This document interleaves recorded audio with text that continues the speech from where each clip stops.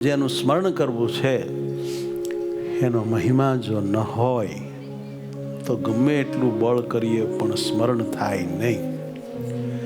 અને જો મહિમા હોય તો આપ મેળે સ્મરણ થાય એમ નહીં, પણ સ્મરણ બંધ કરવું હોય ને તો પણ થઈ શકે નહીં. જેમ કે કોઈ કામી નર નારીને વગર કીધે ભૂંડા ઘાટ થયા જ કરે છે. કેમ જે એને મહિમા હાડમાં ગરી ગયો છે.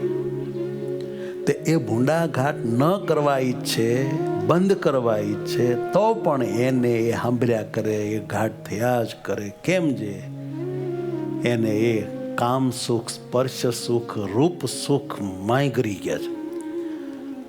એમ ભગવાન સ્વામિનારાયણનો જેને મહિમા હાડો હાડ ઉતરી ગયો હોય એને ભગવાન સંબંધી સંકલ્પો, વિચારો, ભગવત સ્મરણ કરવું નથી પડતું.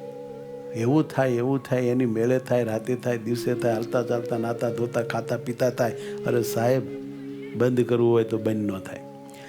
બીજા કોઈ વિષયના ચિંતનમાં મનને લઈ જવું હોય તો ભી પડે, જોરાવરીએ લઈ જઈએ તો માંડ મન બીજે જાય. બાકી દોડીને ભગવાન માં જ લાગે. ભગવાનના ચરિત્ર, કથા, કીર્તન, ધ્યાન એમાં જ રસતર બતર રહેવાય.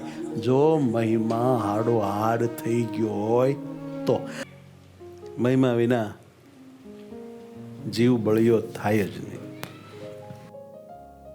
અને જીવમાં બળ આવે નહીં તો કોઈ દિવસ માયા જીતી શકાય જ નહીં.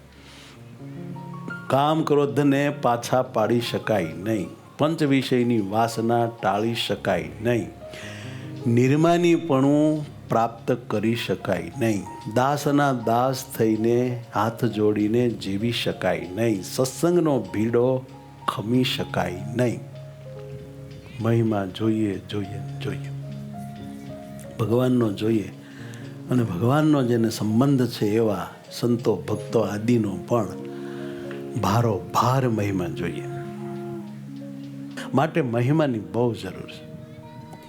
મહિમા ગાવો, સાંભળવો, બોલવો, લખવો, વિચારવો, મહિમામય રહેવું.